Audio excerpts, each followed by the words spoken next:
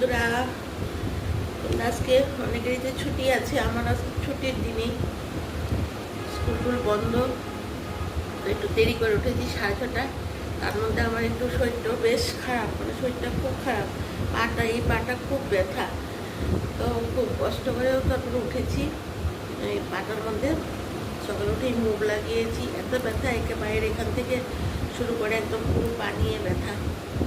তো মুভ লাগিয়েছি, কিন্তু তোমাদের সাথে কথা না বললে ভালো লাগে না, তাই তোমাদের সঙ্গে জানাচ্ছি কি রান্না করবো। এই প্যাকেটের যে ডিমগুলো আছে না, এই প্যাকেটের ডিমগুলো খুব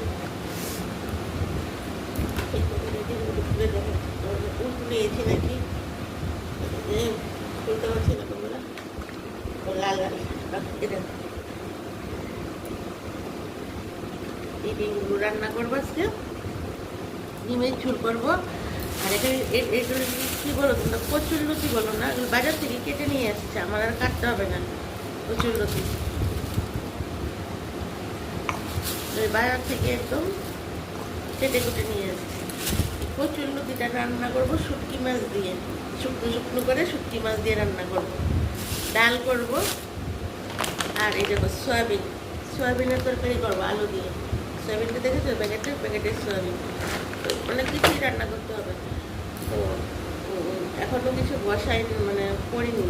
এখন ওই মিক্সিতে মশলাটা করে নেবো, বেশিক্ষণ লাগবে না, এটা তো কাটাই আছে, এটা বাজার থেকে কেটে নিয়ে এসছি। আর ডিম করতে তো সহজ, সয়াবিনও ওই পরিশ্রমের কিছু নেই, কাটাকুটি ঝামেলা নেই, এমনিতে অন্য কিছু না, শরীরের ওই পাটা ব্যথা আর কি।